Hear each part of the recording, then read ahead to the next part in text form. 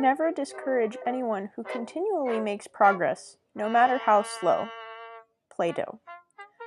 Teaching music is something I originally felt the call to do as I rocketed into my senior year of high school. I had just come back from an absolutely wonderful music camp at California State Stanislaus, where I had had the joy of playing an ensemble consisting entirely of people my own age, instead of the people ages 70 and upwards in the community band I was accustomed to. It was transformative being able to play with all of these young people who were as passionate about music as I was. My experience at camp gave me the drive to better myself as a musician so I could do better next year, and hopefully make better than the second to last chair. At that point in time, I'd been playing trumpet seriously for scarcely over a year, but the staff and campers accepted me where I was at and were very supportive and encouraging of me in my musical journey. After returning home from camp, I did some research on the school itself and discovered they offered a degree in a field known as music education, something I had previously not known about. I was curious and asked around, knowing that I had wanted to be a teacher for at least a year before that, but I had not yet settled on a subject, and discovered music education would be a good fit for me.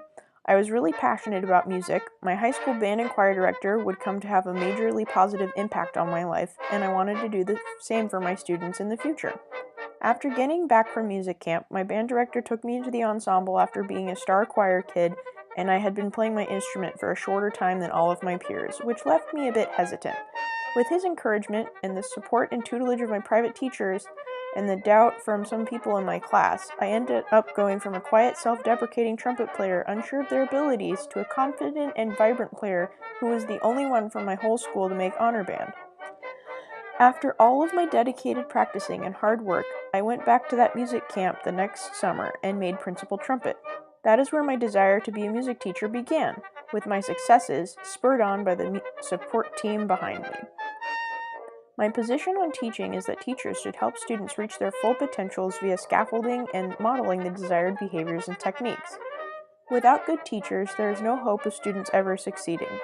Teaching needs to be enthusiastic and engaging, because if you're not engaged and enthusiastic about what you're teaching your students, then they won't engage with what you're teaching either. Students pick up on whether their teacher cares about what they're talking about, and an apathetic teacher is the hardest to learn from in my personal experience. If the teacher can't be bothered to care, why should the students? I am very enthusiastic about most things in my life, and I am passionate and somewhat knowledgeable about music and working with kids. As such, I think that I will make an exciting and engaging teacher who encourages creativity and individuality in the classroom, while also fostering a passion for music in my students. Regarding learning, students learn best when they are in an environment that is conducive to them doing so. This would be one that encourages their individual strengths and provides space to work on what they need help with. Every student is valuable and important to an ensemble, just like every part, from the first trumpet to the fourth percussion stand. An ensemble or a classroom is like a painting. Without all of the unique colors of the abilities and strengths spot by each individual student, you'd have a pretty boring painting on your hands. Every single student is important, and I will be treating them as such. Becoming musically literate helps students to be better people later on in their lives because it is the only activity that engages all three parts of us at once: the body, the mind, and the heart. Exposing students to diverse music and teaching them about the cultures and people it came from helps them to be more aware and accepting of differences as they grow, which is vitally important in this day and age. My beliefs regarding teaching tend to fall in closely with Reconstructivism or critical theory, a school of thought from the mid-20th century focused on bettering society through our children.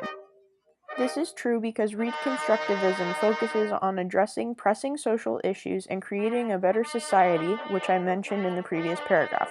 Paulo Freire saw teaching and learning as a process based on human curiosity, in which the students must create and recreate the world around them. Children are our future, and by investing in them, we are investing in the world for years to come. By making children more culturally aware through diverse music and encouraging them to tap into their emotions so they remain healthy and able to freely express themselves, we are helping the world to be a better place for tomorrow. Reconstructivism is based on making the world a better place, and that is what I aim to do through my teaching. There are three main music education philosophies, those of David Elliott, Bennett Reimer, and Estelle Jurgensen. David Elliott's philosophy focuses on music education being a tool that develops intelligence that leads to self-growth, self-knowledge, and enjoyment, and teaching through musicianship. which is the sum total of all musical experiences someone has had throughout their life. Eliot takes a more praxial-focused approach, which emphasizes the experiences one has while making music.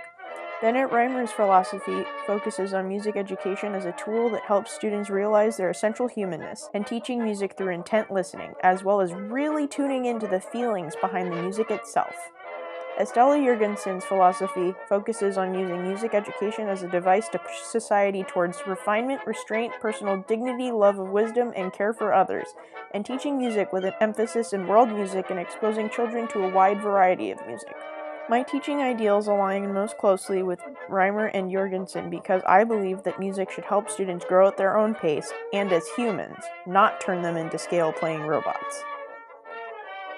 My students will most likely be, according to Swiss biologist and psychologist Jean Piaget, in the formal operational stage of cognitive development, which usually ranges from ages 11 to adulthood.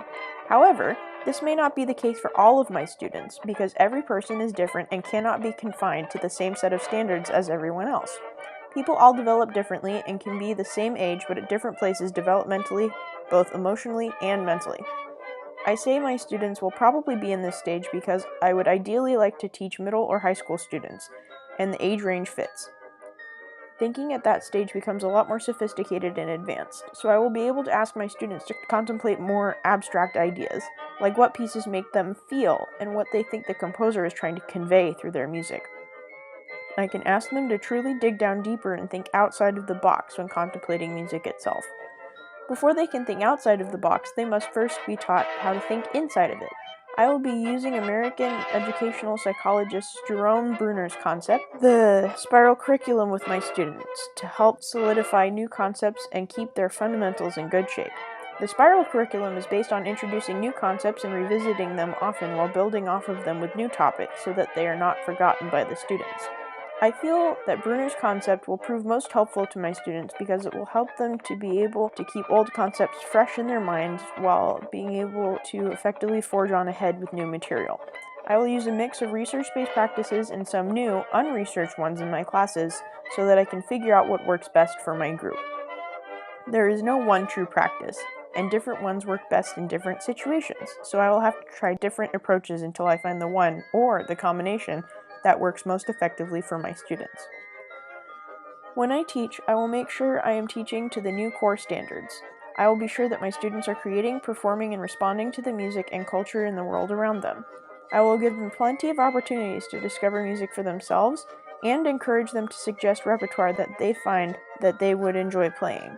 I will have diverse concert programs with at least one non-white composer and one non-male composer for each concert I program, so my students will know that you don't have to be a white male in order to be successful as a composer. I will expose them to all different kinds of world music and introduce them to the basics of ethnomusicology, so they gain a greater understanding and appreciation for the world and cultures around them. This will, hopefully, make them better human beings later on in their lives. During short block days, when we won't have enough time to have a serious productive rehearsal, we will have theory days, where I will instruct my students in music theory, so they will have a greater understanding of how the music they are playing works and sounds the way it does. Also, in the event of a short day, I could alternatively have student conducting days, where I give some students basic conducting instruction and let them conduct the band in a chorale or something equally simplistic. These little exercises will enrich the education and lives of my students in a way that will help them to be more well-rounded musicians and people while in my class, and I look forward to that. I know my job won't be finished once I graduate and have a class of my own, so it is my responsibility to continue learning and improving as a teacher to do the best by my students. I intend to do this by attending my local Music Educators Association conferences, and I have attended the Oregon Music Educators Association State Conference every year I have been a student at Pacific University. It is a great way to hear about new ideas and methods, do professional development, as well as network with other teachers from around the state. I want to make sure that I'm educating my students in the best possible way with the most innovative and effective tools and tricks. This can be accomplished by going to conferences such as the Midwest Band Clinic and having a broad network of other educators across the country.